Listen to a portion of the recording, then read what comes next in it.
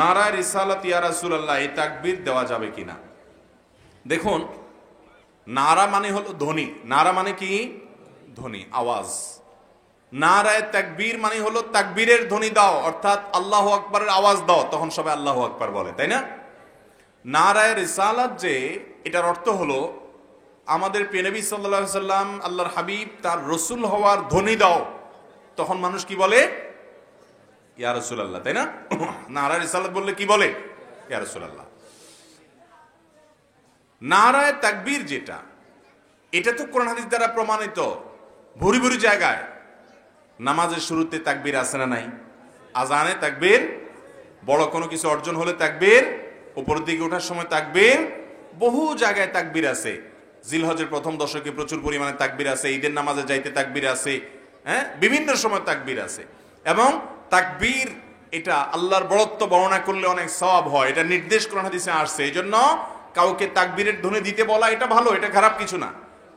কিন্তু নবী করিম সাল্লাল্লাহু আলাইহি সাল্লাম, আল্লাহর রাসূল, এই কথার ধ্বনি দাও এটা বললে হে আল্লাহর রাসূল বলা, এটার কোনো নির্দেশনা কোরআন হাদিসে কোথাও তো নাই। সেই সাথে নারায়ে রিসালাত মানে রাসালাতের ধ্বনি বা রাসূলের ধ্বনি যেটাই বলেন, এটার জবাবে ইয়া রাসূল, হে আল্লাহর রাসূল বলাটা কিভাবে মানে মিলে কিভাবে? তারপরেও যদি আপনি টেনে টুনে বলেন ঠিক আছে, মানে তাকে আল্লাহ রাসূল হিসেবে আমরা স্বীকার করছি, সেটা আমরা বললাম, তাহলে আমার প্রশ্ন হলো, ইয়া রাসূলুল্লাহ বলছেন, রাসূল আকরাম সাল্লাল্লাহু আলাইহি ওয়াসাল্লাম কি এখানে উপস্থিত আছেন? তাহলে আপনি ইয়া রাসূলুল্লাহ কোন হিসেবে বলছেন? আপনি যে দুরূদ পড়তেছেন নামাজের মধ্যে, সেই দুরূদেও তো নবী সাল্লাল্লাহু আলাইহি ওয়াসাল্লাম শিখান নাই। আল্লাহুম্মা সাল্লি আলা মুহাম্মাদ ওয়া আলা আলি মুহাম্মাদ শিখাইছেন। তার কবরের পাশে, তার রওজার পাশে যান, সেখানে গিয়ে ইয়া রাসূলুল্লাহ বলেন, সেটা একটা ব্যাপার। কিন্তু আপনি দূর থেকে বসে ইয়া রাসূলুল্লাহ বলতেছেন। আমার দেশে অনেক মানুষ আছে যারা নবী করিম সাল্লাল্লাহু আলাইহি ওয়াসাল্লামকে হাজির নাজির মনে করে। তারা মনে করে নবী সাল্লাল্লাহু আলাইহি ওয়াসাল্লাম যে কোনো জায়গায় উপস্থিত, এবং এই জন্য অনেকে দেখবেন মিলাদে কিয়াম করে দাঁড়িয়ে যায়, নবীর জন্য চেয়ার রেখে দিয়ে উনি হাজির হয়ে গেছেন। এই আকীদা আহলে সুন্নাহ ওয়াল জামাত আকীদার পরিপন্থী, এবং এই আকীদা অনুযায়ী নবী করিম সাল্লাল্লাহু আলাইহি ওয়াসাল্লামকে হাজির নাজির মনে করা শিরকপূর্ণ আকীদা। অতএব ওই আকীদা থেকে যদি কেউ ইয়া রাসূলুল্লাহ বলে এবং এই ধ্বনি সে দেয়, তাহলে সেটা বুঝতে হবে যে সরাসর বিভ্রান্তি, এবং এই ধ্বনি জায়েজ নাই। জামিয়া বিন্নুরি টাউন করাচির একটা ফতোয়া, পাকিস্তানের স্বনামধন্য দ্বীনি শিক্ষা প্রতিষ্ঠান, তারা এটাকে সরাসরি নাজায়েজ বলেছেন, যে নারায়ে রাসূলুল্লাহ ইয়া রাসূলুল্লাহ এরকম কোনো ধ্বনি দেওয়া জায়েজ নাই। সবচেয়ে বড় কথা হলো ভাই, নবী করিম সাল্লাল্লাহু আলাইহি ওয়াসাল্লামের সাহাবীরা বিভিন্ন যুদ্ধের সময় ধ্বনি দিছেন না দেন নাই? তাকবীর দিছেন না দেন নাই? কোন তাকবীরে, কোন নারাতে তাকবীর ছাড়া এই নারায়ে রিসালাতের কোন ধ্বনি কোন সাহাবী দিছেন কিনা দেখেন তো, একটা বাইর করেন তো। এটা জাল হাদিসই বাইর করেন না যে নারায়ে রিসালাত বলছে সাহাবীরা ইয়া রাসূলুল্লাহ বলে উঠছে, আছে কিনা? যদি না থাকে তো আপনি এটা কোত্থেকে পাইছেন? আল্লাহ তাআলা আমাদেরকে সুন্নাহ অনুসরণ করার তৌফিক দান করুন। আল্লাহকে আল্লাহর পর্যায়ে রাখতে হবে। আল্লাহর সাথে তুলনার যোগ্য পৃথিবীতে আর কেউ, পৃথিবী কেন কোথাও নাই, আল্লাহ সৃষ্টি জগতে আর কেউ না, সবাই সৃষ্টি, আল্লাহ হলেন স্রষ্টা। এক ব্যক্তি তার বক্তব্যে এমন ভাবে বলছে যে আল্লাহ এবং তার রাসূল সাল্লাল্লাহু আলাইহি ওয়াসাল্লামকে এমন ভাবে উপস্থাপন করছে যে মনে হচ্ছে দুই সত্তা সমপর্যায়ের, নাউজুবিল্লাহ। নবী করিম সাল্লাল্লাহু আলাইহি ওয়াসাল্লাম ওই লোকটাকে ডেকে বলছেন, বিইসাল খতিবু আনতা, তুমি খুব বাজে বক্তা, কারণ তুমি আমাকে আল্লাহর সমপর্যায়ে নিয়ে গেছো। আর নবী করিম সাল্লাল্লাহু আলাইহি ওয়াসাল্লাম বুখারী হাদিসে বলেছেন, লা তুতরুনি কামা আতরাতিন নাসারা ইবনে মারইয়াম, খ্রিস্টানরা যেরকম ইবনে মারইয়ামকে, ঈসা আলাইহিস সালামকে নিয়ে সীমালঙ্ঘন করেছে, তাকে আল্লাহর পুত্র বানায় দিয়েছে, আমার মর্যাদা যা আছে তা বলো, সীমালঙ্ঘন করতে গিয়ে আমাকে আল্লাহর পর্যায়ে নিয়ে যাবা না। এই জন্য ভাইরা আমার, নারায়ে তাকবীর বা তাকবীরের ধ্বনি দেওয়া তো বহু হাদিস দ্বারা প্রমাণিত, স্বয়ং কোরআন দ্বারা প্রমাণিত। আল্লাহ বলেছেন ওয়া রাব্বাকা ফাকাব্বির, আর আপনার রবের তাকবীর বর্ণনা করেন। তাহলে তাকবীরের ধ্বনি দেওয়ার নির্দেশ স্বয়ং কে দিয়েছেন? আল্লাহ দিয়েছেন। কিন্তু নারায়ে রিসালাত বা রিসালাতের ধ্বনি আবার কি? রিসালাতের তো ধ্বনি নেই, রিসালাতের উপরে ঈমান আনতে হবে, নবী করিম সাল্লাল্লাহু আলাইহি ওয়াসাল্লামকে রাসূল হিসেবে বিশ্বাস করতে হবে, তার আনুগত্য করতে হবে, তার অনুসরণ করতে হবে। কিন্তু তার জন্য আলাদা কোনো ধ্বনি কোরআন হাদিসের কোথাও উল্লেখ, কোরআন হাদিস যদি উল্লেখ না থাকে, এটার নাম হলো জাল, ভিত্তিহীন, ভেজাল। এই ভেজাল জিনিস নিয়ে আল্লাহর কাছে নাজাত পাওয়া যাবে। আল্লাহ আমাদেরকে বুঝার তৌফিক দান করুন। আমাদের অনেক ভাইরা আছেন, এই কথা শুনে হয়তো রাগ হয়ে যাবেন, উল্টাপাল্টা বলবেন, কিন্তু তারা নিজের বিবেককে একটু জিজ্ঞাসা করেন, এই নারায়ে রিসালাত ইয়া রাসূলুল্লাহ এরকম কোন ধ্বনি দেওয়ার কথা কোরআনে, হাদিসে, সাহাবীদের কোন আমলে আছে? আমার আল্লাহ আগে রিসালাত এনেছেন তাওহীদের আগে। সুবহানাল্লাহ। তো যেই আল্লাহ তাওহীদ বর্ণনার আগে রিসালাত নিয়ে এসেছেন, সেই আল্লাহর বান্দা নারায়ে তাকবীরের পরে রিসালাত দেয় না। লিল্লাহি তাকবীর, এরপরে নাই আর আরেক জায়গার মধ্যে গেছি, নর্থ বেঙ্গল। ইয়া রাসূলুল্লাহ বললো হুজুর ইয়ার মধ্যে একটু অসুবিধা আছে। তো আমি বলছি ইয়ার মধ্যে আমি কোনো ডিবেট করতে জানি না, আমার তো অত জ্ঞান গরিমাও নাই, এই গ্রামারের প্যাসমেজও আমি বুঝি না, আমি সিম্পল মানুষ, দর্শনের মানুষ। আমি তারে বলছি ইয়া বাদ দিয়ে দেন, if you have a problem with ইয়া দেন লিভ ইট ইয়া, আপনি ইয়া বাদ দিয়ে দেন। হুজুর ইয়া বাদ দিয়ে দিলে কেমনে হবে? আল্লাহ আমি দেখাইতেছি, আপনি বলেন নারায়ে রিসালাত, বলেন রাসূলুল্লাহ, হয়ে গেছে তো কাজ। রাসূলুল্লাহ নিয়ে ঝামেলা আছে নাকি? কোন হুজুর রাসূলুল্লাহ নেই, তো আপনি মুখ কালো হয়ে গেল কেন? ওর রাসূলুল্লাহ বলে তো দেখেন না চেহারা সুরত কিরকম হয়ে আছে, আপনারা বুঝতে পারছেন? রাসূলুল্লাহ বলার পর চেহারা যদি কালকে পরশু বলে একটা কোথায় ডিবেট হয়েছে, তো আমাকে আমার এক খালাতো ভাই অনেক শিক্ষিত বলতেছে, ভাইজান কে সত্য কে মিথ্যা কেমনে বুঝবো আমরা? আল্লাহ এটার চেয়ে সহজ কাজ আল্লাহর দুনিয়ার মধ্যে আল্লাহ বানান নাই। তো কি বলেন এটা এত সহজ? আল্লাহ ভেরি সিম্পল। আল্লাহ চোখ দিছে না তোমাকে, তো চোখ তো সবার আছে। আল্লাহ তুমি এই ডিবেটকারী যারা ডিবেট করতেছে তাদের চেহারার দিকে তাকাই বলো তো কার চেহারাটা সুন্দর? যেই চেহারা অন্ধকার সেটা ফেক, আর যে চেহারার মধ্যে আলো আছে সেটা পাস। কোন কোরআন হাদিসে তো আপনি আমাকে এখানে দেখান, আপনি এখান থেকে নিয়ে লাখ মানুষ দেখান, চেহারা দেখে দেখে বলতে পারবো কার ভিতরে সমস্যা আছে। কারণ এশকে রাসূলের বিরুদ্ধে যদি ভিতরে রোগ থাকে, ফি কুলুবিহিম মারাদ, যদি এই মুনাফিকের রোগ থাকে, যত বড়ই আলেম হন না কেন চেহারার মধ্যে হায় হায় শীতকাইলা গাছ, শীতকাইলা যত বড় আলেম হন। আপনি দেখেন নাই আমাদের নয়নী সাহেব হুজুরের চেহারা, জালালউদ্দিন আল কাদেরের চেহারা, হাসিম সাহেব হুজুরের চেহারা, আপনি একেবারে কালো আলেম আমাদের মধ্যে। জয়নালাবদ্দিন জুবাইর সাহেব হুজুরের রং কি সাদা না কালো? চেহারা দেখছেন কি রকম? কোনো অসুবিধা হয়েছে? ইন্না লিল্লাহি। আমরা তো উনি তো এই দেশে আফ্রিকান ভাই। আমি কিছুদিন আগে ক্যারিবিয়ান কান্ট্রিতে গেছি, কি নাম, জ্যামাইকা। হায় হায় আমাদেরকে বলতেছে এই কালো ভাইটা এসে বলতেছে, ভাইজান মানে ইংরেজিতে বলতেছে এখানে অনেক ওহাবি আছে। তাহলে হাইসা বলতেছি তুমি আমাকে পরিচয় করাইতে হবে না। আপনি কেদেরকে চিনেন? আল্লাহ আমি জানি তো। কেমনে? আল্লাহ চেহারা দেখে। এখানে বলতে পারবে না, তুমি এদিকে আসো আমি তোমারে বলি। নাম্বার 1 2 3 4 ওই 7 ওই 8 এসব ওয়াবি। ও বলতেছে এটা কেমনে? আল্লাহ তুমি চেহারা দেখো তো আয়নার মধ্যে, তোমার চেহারাও দেখো তাদের চেহারাও দেখো। ও বেটা আমার গায়ের কালার ফর্সা নি না, এই আমারে দেখতে লাগেনি ওদের মতো। আমাদের তো কোনো ইবাদত রিয়াজত নাই। আর যখন সিজদার নূর যায় তো হাসিমি সাহেব হুজুরের চেহারা হয়। আপনি এখানে ডিবেটের দরকার নাই, আমি আমার পক্ষ থেকে 3 জন বসাই দিছি আপনার স্টেজের মধ্যে। হুজুর আল্লামা নয়নী সাহেব হুজুর, হুজুর আল্লামা জালালউদ্দিন আল কাদরি, হুজুর আল্লামা হাসিমি সাহেব হুজুর। আপনি আপনার সবাইকে বসান, চেহারা বলে দেবে কে হক কে বাতিল। ফেস ইজ দি ইন্ডেক্স অথবা মিরর অফ মাইন্ড। ফেসকে কি বলে? Mirror of mind. মানে আপনার ভিতরে যা আছে এই আয়নার মধ্যে ফুটে উঠে, এই আয়নার মধ্যে ফুটে উঠে। যদি আমলের খারাপই থাকে আমার আল্লাহ এটা প্রকাশ করে না, এটা কিয়ামতের জন্য রেখে দেয়, ইচ্ছে করলে মাফ করে দেন। আমলের খারাপই কখনো চেহারায় ফুটে উঠবে না, কিন্তু আকীদার খারাপি, মুনাফিকের খারাপি ফুটে উঠবে। আপনি যদি কাফের হন, কাফের বলতে গালাগালি না, মানে আপনি যদি স্পষ্টভাবে অস্বীকার করেন তো করেন, অনেক কাফের আছে না চেহারা বিকৃত হয় না, কিন্তু আপনি যদি মুসলমানের নাম দিয়ে শানে রিসালাতে বিয়াদবি করেন, আমার আল্লাহ চেহারার মাধ্যমে এই মুনাফিকি ফুটিয়ে তোলে। আমি আপনাকে গ্যারান্টি, আপনি অস্বীকার করেন, গ্যারান্টির সাথে বলতেছি, ডিবেটের আয়োজন করেন, 3 জন থাকবে, আপনি ডিবেট শুরু করতে হবে না, প্রথম দিন চেহারা দেখে বলতে পারবেন কে হকের উপর কে বাতুলতার উপর। একজন বলে না কোন মায়ের ছেলে কি দুধ খাইলে আসেন আমার সাথে? তো দুধ খাইতে হয় না ভাই, তুমি গিয়ে এলাকায় যাইবা, গিয়ে নিজের আয়নার মধ্যে চেহারাটা দেখবা, দেখে চিন্তা করবা কোরআন হাদিস পড়ে ব্যক্তির চেহারা এরকম হয় কি। কোরআন হাদিস যারা ক্বালা রাসূলুল্লাহ সাল্লাল্লাহু আলাইহি ওয়াসাল্লাম যারা সকাল সন্ধ্যা বলে, তাদের চেহারা এরকম হয় না। চেহারার মধ্যে নূর থাকে, গ্লু থাকে, পার্সোনালিটির মধ্যে ওয়েট থাকে। যেখানে যাবে মানুষ বুঝতে পারবে কেউ না কেউ একজন এসেছে।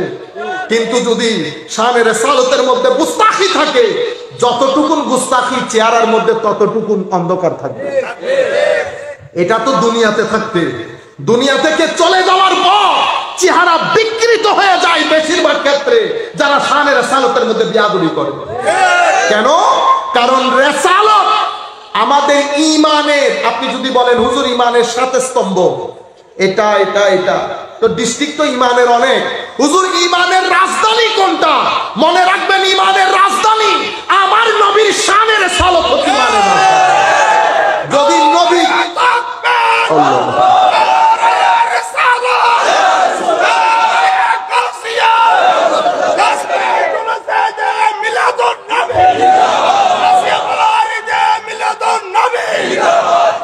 আপনার যদি আখিরাত ঈমান, আল্লাহর উপর ঈমান, সব ঠিক আছে, শানে রিসালাতে বিয়াদবি হয়েছে, তো আমার আল্লাহ নাম দিয়েছে কি জানেন? মুনাফিক। পবিত্র কোরআনে সূরা আছে না কাফেরুন, আছে না? আমি এখন 2 সেকেন্ড বললে কাফেরুন শেষ। কুল ইয়া আইয়ুহাল কাফিরুন লা আ'বুদু মা তা'বুদুন ওয়ালা আনতুম আবিদুনা মা আ'বুদ ওয়ালা আনা আবিদুম মা আবাদতুম ওয়ালা আনতুম আবিদুনা মা আ'বুদ লাকুম দীনুকুম ওয়ালিয়া দীন। খতম। আরেকটা সূরা আছে সূরাতুল মুনাফিকুন। সূরা মুনাফিকুন সূরা কাফিরুনের মতো সূরা 10টাকে গিলে খেয়ে ফেলতে পারবে। এখন আল্লাহ মুনাফিকুনকে এত বড় কেন করলেন? শুরু কেমনে হয় জানেন? হুজুর ইয়া রাসূলুল্লাহ, এই মুনাফিকগুলা এসে আপনাকে বলবে ক্বালু ইন্নাকা, নিশ্চয়ই আপনি, নাশহাদু, আমরা সাক্ষ্য দিচ্ছি, নিশ্চয় আপনি, লা রাসূলুল্লাহ, অবশ্যই অবশ্যই আল্লাহর রাসূল। দেখছেন নি কত তাকিদ, কত জোর গলা, আমরা সাক্ষ্য দিচ্ছি নিশ্চয় আপনি অবশ্যই আল্লাহর রাসূল। আমার আল্লাহ বলতেছেন আমিও সাক্ষী দিচ্ছি তারা মৃত্যু, আমি সাক্ষী দিচ্ছি তারা মৃত্যু। এরপরে আমার আল্লাহ, কারণ মুনাফেকের এখানে তো লেখা থাকবে, আমি যে মুনাফেক এখানে লেখা থাকবে, কিভাবে বুঝবেন? আমার এটাকে বলে বর্তমান যুগের মাইন্ডসেট। মাইন্ডসেট শব্দটা মনে আছে? মাইন্ডসেট। মুনাফেকদের একটা মাইন্ডসেট আছে। এই মাইন্ডসেটটা আল্লাহ এই 2 আয়াতের পরে বলেছেন। মানে এদেরকে আপনি কেমনে বুঝবেন? এটা হচ্ছে ঈমানের বাউন্ডারি, গার্ডেন। ঈমানের বাউন্ডারি তো ওদিক দিয়ে ঢুকছেন। কি বলে ঢুকছেন? গেট, মানুষ আছে তো, ফেরেশতা দাঁড়ানো, আপনি ঢুকতে চাচ্ছেন, বলতেছেন না ঢুকতে পারবেন না। কেন? তো এখানে ঢুকতে হলে কলমা পড়তে হবে। তা আপনি পড়ছেন আশহাদু আল্লা ইলাহা ইল্লাল্লাহ ওয়া আশহাদু আন্না মুহাম্মাদান আবদুহু ওয়া রাসূলুহু। যখন আপনি ঢুকছেন, একজন দাঁড়িয়ে বলতেছে ওই এই রুমের ভিতরে আমাদের নবী বসা আছে। যদি মুমিন হয় তো সে কয় কিলোমিটার বেগে দূর দেবে? যদি মুমিন হয়। আর যদি মুনাফিক হয় সে কি বলবে জানেন? তো উনি বসে আছে কিসে, ওখানে যাবে কেন? আমি ঢুকছি তো এখানে। বুঝতে পারছেন? মাইন্ডসেট বুঝতে পারছেন? মানে আমি ঈমানের মধ্যে আসি তো, আখিরাত বিশ্বাস করছি, আল্লাহকে বিশ্বাস করছি, উনার কাছে যেতে হবে কেন? এটা হচ্ছে মুনাফিকের মাইন্ডসেট। এই জমানার মধ্যে মাইন্ডসেট কেমনে, কিভাবে বুঝবেন? যখন দেখবেন আমার নবীর ব্যাপারে যখন কথা বলবে আদব থাকবে না। আমার নবীর কোন সম্মান যখন বর্ণনা করবে চেষ্টা করবে এটাকে লিমিটেড ওয়েতে বলতে। আমার নবী সাল্লাল্লাহু আলাইহি ওয়াসাল্লামের হজের ক্ষেত্রে যখন জিয়ারতের কথা উঠবে তো বলবে আপনি মসজিদে নববীতে যাবেন, তবে রওজা শরীফ না, নবীর কবর। যারা বলবে নবীর কবর, নবীর কবরে নিয়ত করে যাবেন না। নবী আমাদের মতো মানুষ, নবী এটা জানে না, ওইটা জানে না, এটা জানে না, নবীর মা বাপ এরকম, নবী শাফাত নাই, নবী নিজেও জানে না। কি এগুলা হচ্ছে মুনাফিকের শব্দ, মুনাফিকের মুখের ভাষা, মুনাফিকের মুখের ভাষা। মাইন্ডসেট কি? ভাষা আর মাইন্ডসেট কিন্তু এক জিনিস না। ভাষা হচ্ছে প্রডিউস হয়। ভাষা কিসে প্রডিউস করে? মাইন্ডসেটে। আমি আমার মাকে বলতেছি না যে আম্মা দিল করে আপনার পাটা ধরে রাখি, এমনি করে। এটা আমার মুখের ভাষা। মাইন্ডসেটের মধ্যে কি আছে? মায়ের প্রতি বেধড়ক মহব্বত। মহব্বত আপনি দেখছেন? দেখেন নাই। যেটা দেখছেন সেটা হচ্ছে আমার কাজের যে এক্সপ্রেশন, এক্সপ্রেশনটা আপনি দেখেছেন, মহব্বতটা আপনি দেখেন নাই। কারণ মহব্বত হৃদয়ের একটা অবস্থা, সেটা দেখা যায় না, সেটা আপনার কর্মের মাধ্যমে বোঝা যায়। তো আপনি যখন বলা হচ্ছে ঘরের মধ্যে আমার নবী আছে, যেই ব্যক্তি দৌড় দিয়েছে সেই সাহাবী, যিনি দৌড় দেন নাই সেই মুনাফিক। আমার আল্লাহ এখন বলতেছেন ওয়া ইজা কিলা লাহুম তাআলাউ ইয়াস্তাগফির লাকুম রাসূলুল্লাহ লাওয়াউ রুউসাহুম ওয়া রাআইতাহুম ইয়াসুদ্দুনা ওয়া হুম মুস্তাকবিরুন। হাবিব, যখন কিভাবে বুঝবেন এই ব্যক্তি মুনাফিক? যখন তাদেরকে আপনি বলবেন বা বলা হবে আসো, নবী ঘরের মধ্যে বসে আছে, নবীর দরবারে আসো এবং নবীকে বলো তোমাদের জন্য আল্লাহর দরবারে ক্ষমা চাইতে। যখন তাদেরকে এই কথা বলা হবে, যদি সাহাবী হয় দৌড় দেবে, আর যদি মুনাফিক হয় মাথারে এমনে মাইরা বলবে নবীর কাছে কেন যাব? হ্যাঁ, বুঝতে পেরেছেন? এখন এটা আমার আল্লাহ কোরআনের শুরুতেও বলেছেন, মুনাফিক দিয়ে বলে শেষও বলেছেন। এটা হচ্ছে ওদের মাইন্ডসেট।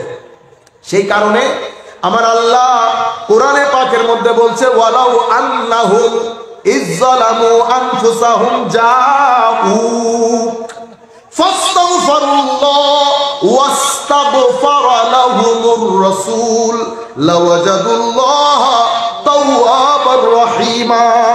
এই আমার বান্দারা, কিয়ামতের আগ পর্যন্ত তোমরা যদি কোনো কারণে নিজেদের উপর অত্যাচার করে বসো, আমলের মাধ্যমে, খারাপির মাধ্যমে, আল্লাহ রসুলের সীমা লঙ্ঘনের মাধ্যমে তোমরা যদি নিজেদের উপর জুলুম করো, কি করতে হবে? যাও হাবিব, তারা যদি আপনার কাছে আসে, হায় হায়, তারাও আমার কাছে ক্ষমা চান, আপনিও তাদের জন্য ক্ষমা চান। যদি আপনি তাদের জন্য ক্ষমা চান, লাওয়াজাদুল্লাহ, তবে আমার ক্ষমা গ্যারান্টিড হবে।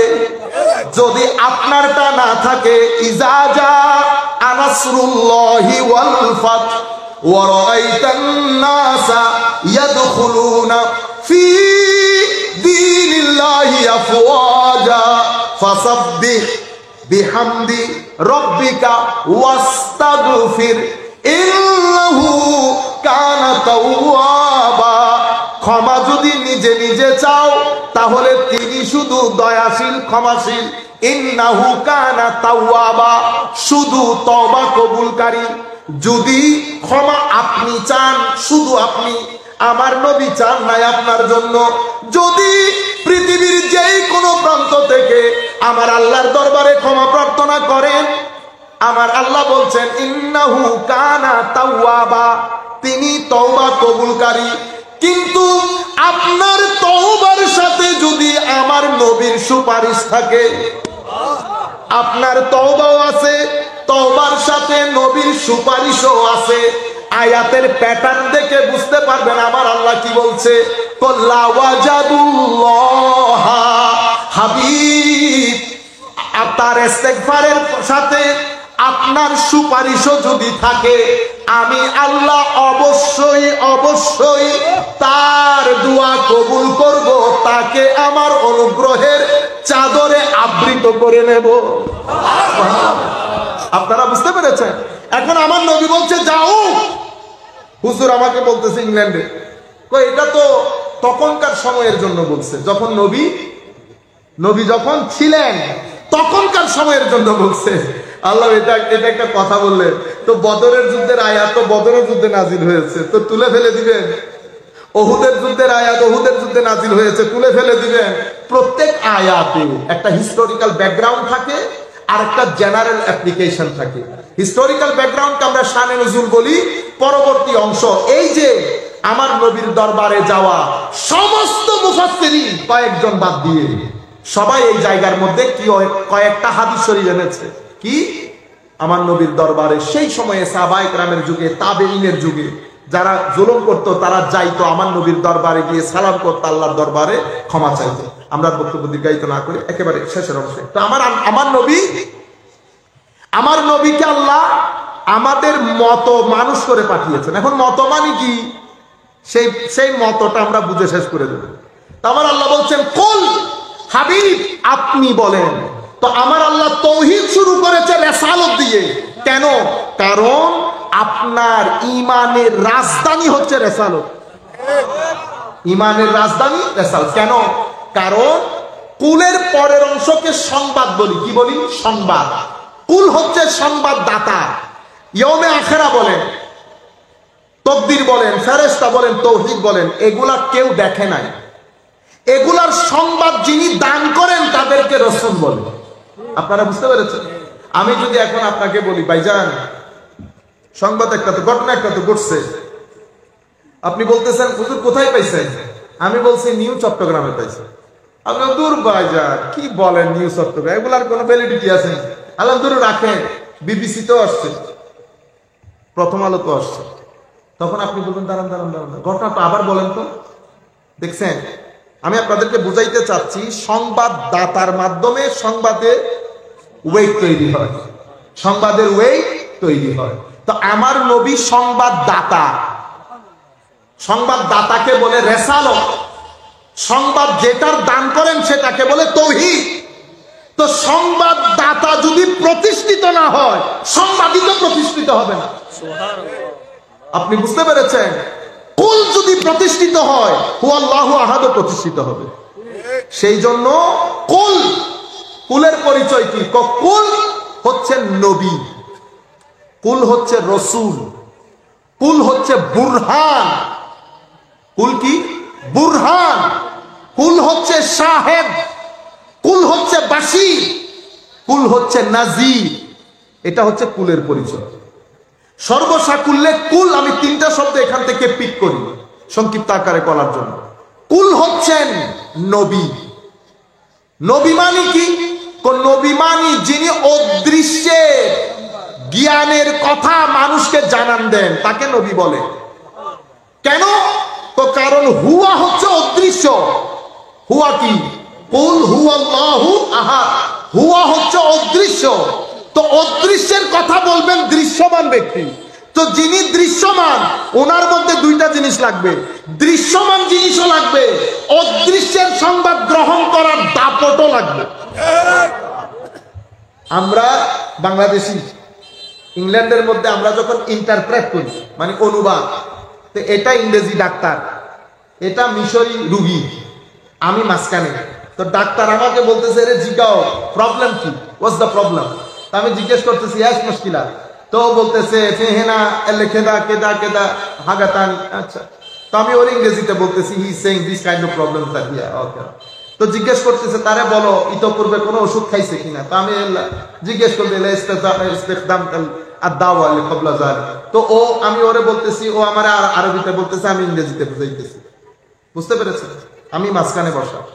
আমি যদি ইংরেজি না জানি নিতে পারবো না, আরবি না জানলে দিতে পারবো না। ঠিক আছে? তাইলে আমার আরবিও জানতে হবে, ইংরেজিও জানতে হবে। এখন আপনি আমার জিজ্ঞেস করতেছেন হুজুর আপনি আরবি না ইংরেজি? আমি বলতেছি আমি না আরবি না ইংরেজি। ওমা, তো আপনি কি হলাম? আমি বাঙালি। বুঝতে পেরেছেন? আমার নবী বসা, আমার নবী নিচ্ছেন নূর থেকে, দিচ্ছেন বাশারকে।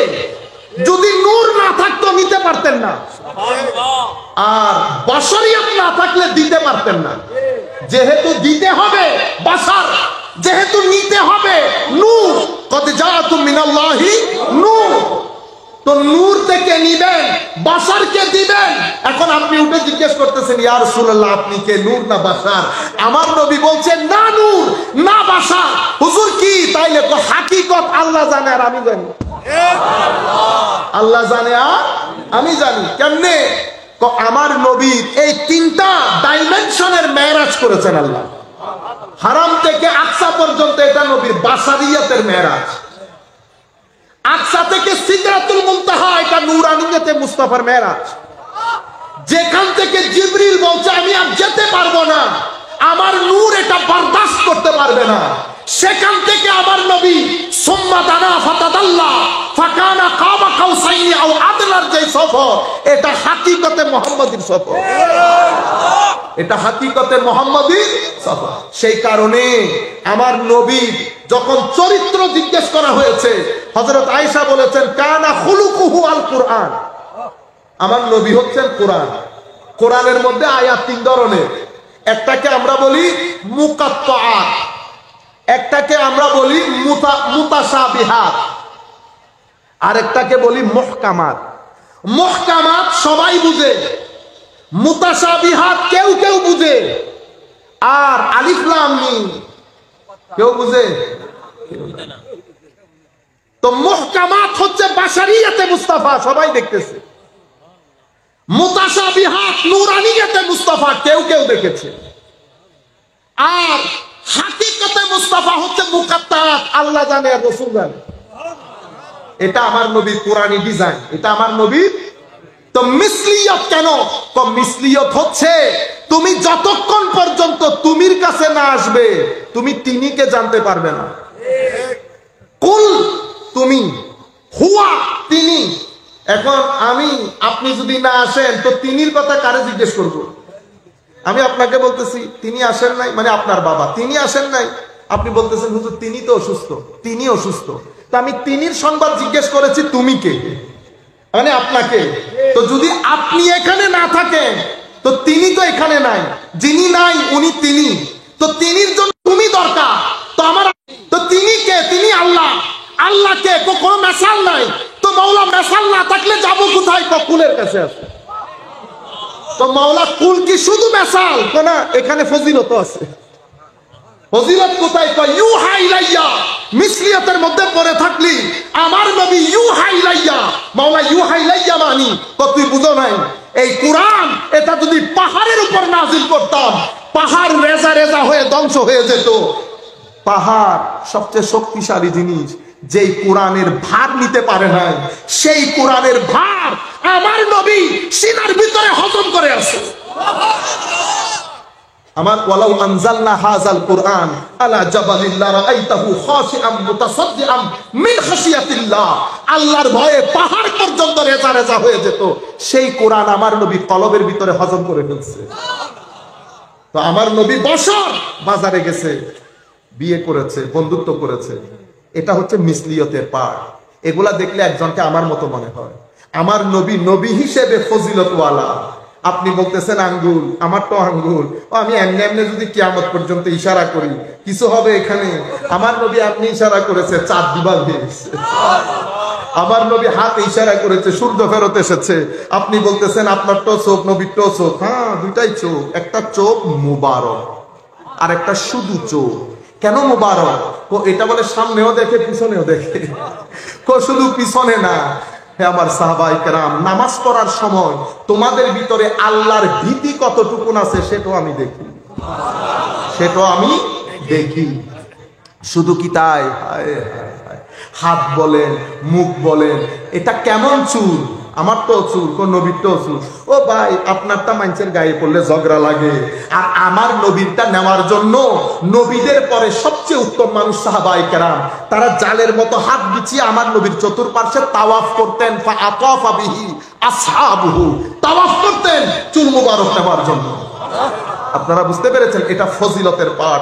সমস্যা হয়ে গেছে কি জানেন? আপনাকে পাঠাইছি জেলা প্রশাসকের কাছে, আপনি গেলেন, প্রথমে তো গেটের মধ্যে ইন্টারভিউ দিতে হয়েছে, ঠিক না? আপনি ভয় পেয়ে গেছেন, রুমের মধ্যে কাঁপতেছেন, আপনি জেলা প্রশাসক আইসা বসেন, কি ঘটনা স্যার? আচ্ছা ঠিক আছে, শান শৌকত যা দেখানো দেখাইছে। আপনি বাইরে আইসা আমারে বলতেছেন হুজুর যেরকম বলছেন সেরকম। বাবা বাবা, কি রোগ, কি অবস্থা। 3 দিন পরে আপনাকে মিনিস্টারের কাছে পাঠাইছি। হেন তেন মিনিস্টার না, স্বরাষ্ট্রমন্ত্রী, কিন্তু আপনার এলাকা। উনি গেইটে বলে দিচ্ছেন আমার এলাকার লোক আসলে ভদ্রভাবে কথা বলবা, বসাইবা, চা খাওয়াইবা, আমাকে ডেকে নিবা। উনি এটাই করছেন। এবার আপনি ঢুকলেন, উনিও আসলেন, ভাই কেমন আছেন, জড়াজড়ি, কোলাকুলি, কিছু খাইছেন, মুখ শুকনা লাগতেছে কেন, এই কথাগুলো খেয়াল করবেন আপনারা। মুখ শুকনা লাগতেছে কেন, ঘরে সবাই ঠিক আছে, কোনো অসুবিধা আছে, বলেন আপনার কি খেদমত করতে পারি। ও এটা একটা সমস্যা হলো, কি বলেন, সমস্যার সমাধান হয়ে গেছে মনে করেন, এই ভাইকে নাস্তা দাও, আপনি যান, সাথে হাতেও 3000 টাকাও দিচ্ছে গাড়ি ভাড়া। আপনি বাইরে এসে আমাকে বলতেছেন হুজুর,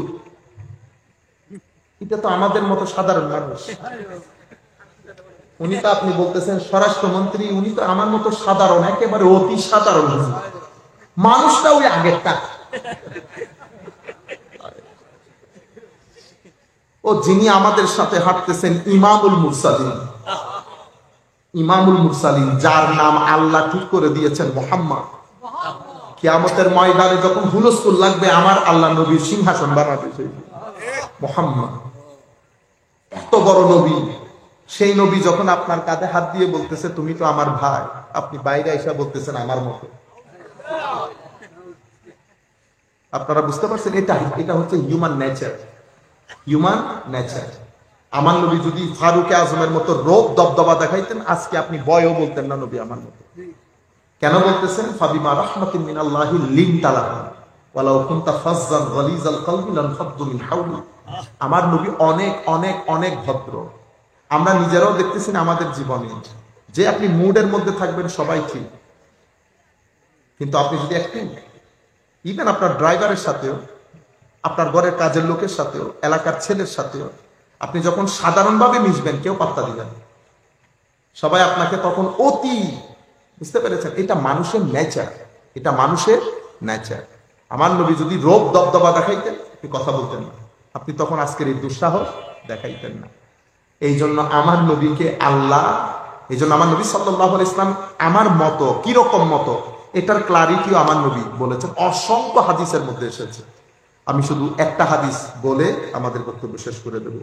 হুজুর করিম সাল্লাল্লাহু আলাইহি ওয়াসাল্লাম, আন্না আবু হুরায়রা রাদিয়াল্লাহু তাআলা আনহু قال, হযরত আবু হুরায়রা বলতেছেন, নাহা রাসূলুল্লাহ সাল্লাল্লাহু আলাইহি ওয়াসাল্লাম আনিল বিসাল, আমার নবী ধারাবাহিকভাবে রোজা রাখা, না খেয়ে না করে, এটা থেকে মানা করেছেন। ফাকাল রাজুলুম মিনাল মুসলিমিন, এক সাহাবী বলতেছেন, ফাইন্নাকা তুওয়াসিলু ইয়া রাসূলুল্লাহ, হুজুর সোমে বিসাল তো আপনিও করেন, তা আমরা করলে অসুবিধা কি? আমার নবী সাল্লাল্লাহু আলাইহি ওয়াসাল্লাম তখন বললেন, ওয়া আইয়ুকুম মিসলি, তোমরা তো আমার মতো না। এখন এই যে আমরা এই কতগুলো খারিজি জেহেন বেয়াদব শেষ বিকালে আসবে, আমার নবী জানে, সেই জন্য আমার নবী আমাদের কনসেপচুয়াল ক্লারিটি করেছেন। হুজুর তো আইয়ুক, ওই যে ওখানে মিসলুকুম বলেছে, মিসলুকুম বলেছে আমি মানুষ হয়ে এসেছি, ফেরেশতা না, কিন্তু আমার ভিতরের ডিজাইন তো পৃথিবীর কারো মতো না, কারণ আমার আল্লাহর যেমন কোনো মেসাল নাই, সৃষ্টির মধ্যে আল্লাহ আমারও কোনো মেসাল রাখে নাই, আমি one and only, one and only. আমার নবী সাল্লাল্লাহু আলাইহি ওয়াসাল্লাম বলছেন, ইন্নী আবিতু ইউতঈমুনি রাব্বি ওয়া ইয়াসকিনি।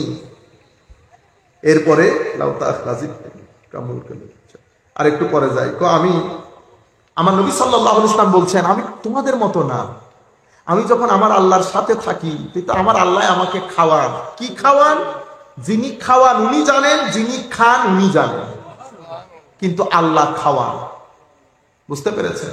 এরপর আমার নবী সাল্লাল্লাহু আলাইহি ওয়াসাল্লাম আরেক হাদিস, এগুলো সব মুসলিম শরীফের রওয়ায়াত, আমি মুসলিম শরীফ থেকে নিয়েছি। قال واصل رسول الله صلى الله عليه وسلم في اول شهر رمضان فواصل ناس من المسلمين। আমার নবী রমজানের আগে শাবান মাসে আমার নবী ধারাবাহিক রোজা রাখা শুরু করেছেন, কোনো খাওয়া দাওয়া ছাড়া। আমার নবীকে দেখে সাহাবায়ে কেরাম রাখা শুরু করছেন। কি আজীব সাহাবায়ে কেরাম! ও ভাই, আমার নবী আংটি পরা শুরু করেছেন, স্বর্ণ হারাম হয় না, আমার নবীকে আংটি পরা দেখে সাহাবায়ে কেরাম আংটি পরা শুরু করলেন। স্বর্ণ যখন হারাম হয়েছে, আমার নবী আস্তে করে আংটিটা খুলে রেখে দিলেন। সাহাবায়ে কেরাম উপস্থিত যারা আছে সবাই আংটি খুলে রেখে দিয়েছে, কেউ পরে আর উঠাই নিয়ে যায় নাই আংটি, কারণ আমার নবী তুলে নেই। 2, 4, 5, 1 সপ্তাহ পরে আমার নবী কোন এক সাহাবীর হাতে আংটি দেখেছেন, আমি নামটা ভুলে গেছি এখন। আমার নবী কি করেছেন, কারণ তখন তার নিউজের জমানা ছিল না যে আংটি হারাম হয়েছে সবার ঘরে খবর পৌঁছে যাবে, এরকম না। আমার নবী কি করেছেন, ওই সাহাবীর হাত থেকে আংটিটা খুলে রেখে দিয়েছেন। সাহাবীও বুঝতে পেরেছেন আংটি হারাম হয়ে গেছে, আমার নবীর হাতেও আংটি নাই, সাহাবায়ে কেরামের হাতেও আংটি নেই, নবী কনসেশন চলে গেছে। আরেক সাহাবী বলতেছেন, শোনো, আংটি ছেলেদের জন্য হারাম হয়েছে, মেয়েদের জন্য বৈধ, তুমি তুলে নাও, তোমার ঘরে গিয়ে মেয়েদেরকে দিয়ে দিয়ে। সাহাবীর উত্তর কি ছিল জানেন? কি বললা তুমি? আমার মাহবুব নবী যে আংটি খুলে রেখেছে আমি আবার সেটা হাতে তুলে নিব? আমার মাহবুব নবী যে আংটি খুলে দিয়েছে সেটা আমি আবার হাতে তুলে নিব? এটাকে সুন্নিয়ত বলে। এই ইশক, এই ইমোশন, এই মোহাব্বত, এই তাজিম, এই আদব, এই অ্যাটাচমেন্ট, এই মেন্টাল সেন্টিমেন্টাল ডিভোশন, এটাকে সুন্নিয়ত বলে। আপনারা বুঝতে পেরেছেন? তো আমার নবী সাল্লাল্লাহু আলাইহি ওয়াসাল্লাম যখন রাখা শুরু করেছে, তারাও রাখা শুরু করেছে। ফাবালাগাহু যালিকা, এই ঘটনা আমার নবী শুনেছেন যে সাহাবায়ে কেরাম সওমে বেসাল, না খেয়ে না পরে রোজা রাখা শুরু করেছেন।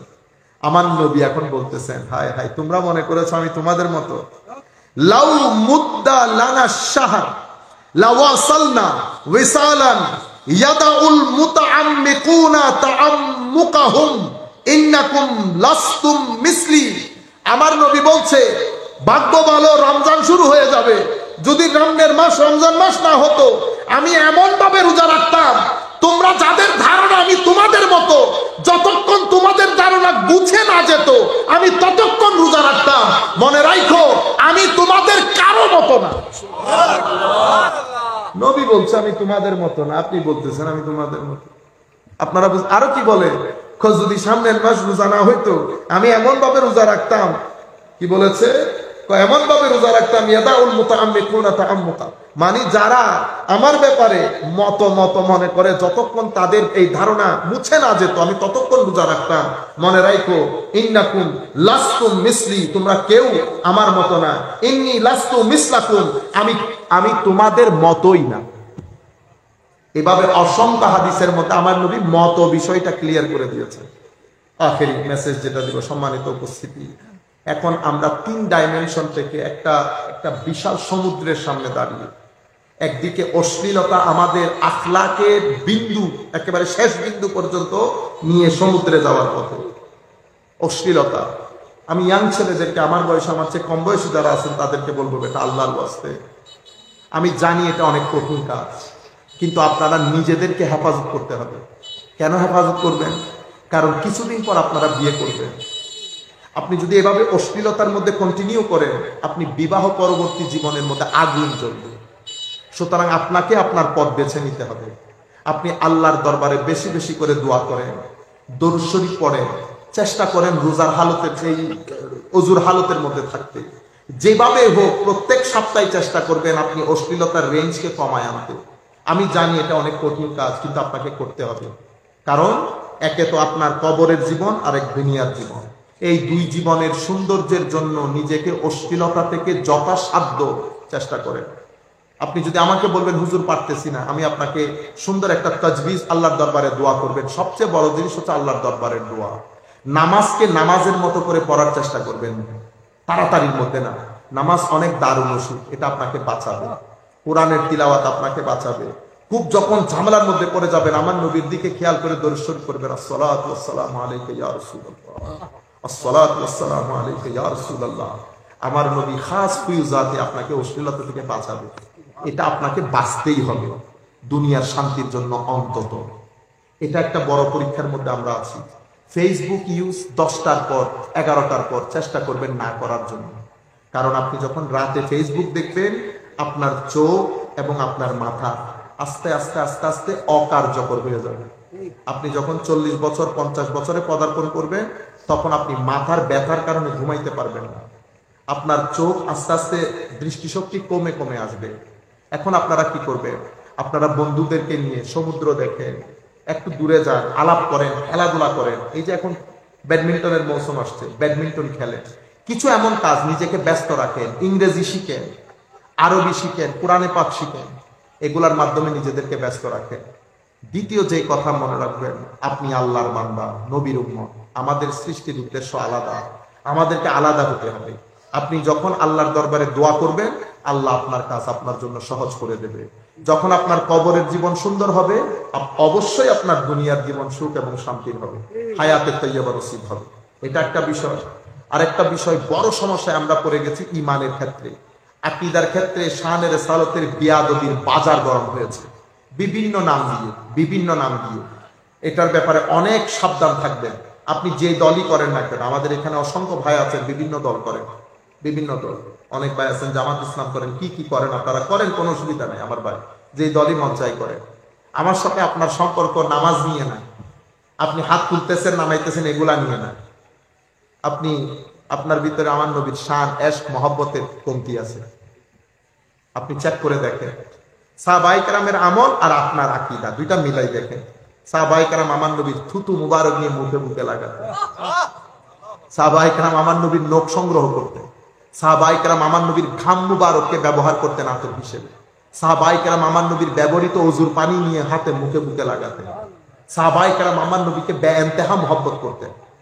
এখন ইমানের ক্ষেত্রে সবচেয়ে বড় কঠিন সমস্যার সম্মুখীন হয়ে গেছি আমরা। ইমানের ক্ষেত্রে শানের সালতে এক বেয়াদবির বাজার গরম হয়েছে। আর বর্তমান যুগে সমস্ত সমস্যার সমাধান তাসাউফের মধ্যে আছে। সেই তাসাউফকে আমরা যারা মানি, আমরা একেবারে বরবাদ করে দিচ্ছি। আর যারা মানে না, তারা বিভিন্ন ফতোয়ার মাধ্যমে চেষ্টা করতেছে যুবকদেরকে আউলিয়া ইকরাম থেকে দূরে রাখতে, মাজারাত থেকে দূরে রাখতে। পাহাড় যেমন পৃথিবীর প্যারেক, অনুরূপ ভাবে মাজারগুলা হচ্ছে ইমানের প্যারেক। মাজারগুলা ইমানের প্যারেক। মাজারে যাবেন, জিয়ারত করবেন, ভণ্ডামি গুলা থেকে দূরে থাকবেন, ভণ্ডামি থেকে দূরে থাকবেন। যারা ভণ্ডামি করতেছে করতে দেন, ইনশাআল্লাহ 5-10 বছর অতিবাহিত হলে অটোমেটিক্যালি তরকারির জন্য চুলা যখন বন্ধ করে দিলে তেল বেশি উঠে, ভণ্ডামিও বেশি উঠবে, ভণ্ডামিও বেশি উঠবে। আল্লাহ রাব্বুল আলামিন আমাদের হামি ও নাসির হোক। মাহফিলগুলা যখনই আয়োজন করবেন, ভালো বক্তা দাওয়াত করবেন, এলমি আলোচনার লোক দাওয়াত করবেন, একজন বুজুর্গ আলেম দাওয়াত করবেন, যারা মুনাজাত করবে, যাদের সুহবত আমাদের জন্য বড় জরুরি। মাহফিলগুলাকে গানে হাসি ঠাট্টার আড্ডাখানা বানাবেন না। কোন ভালো এলম রাখে এমন ব্যক্তি ছাড়া শুধুমাত্র ভাইরাল দাওয়াত করবেন না। আপনারা বুঝতে পেরেছেন? শুধু টাকাগুলা নষ্ট করবেন না।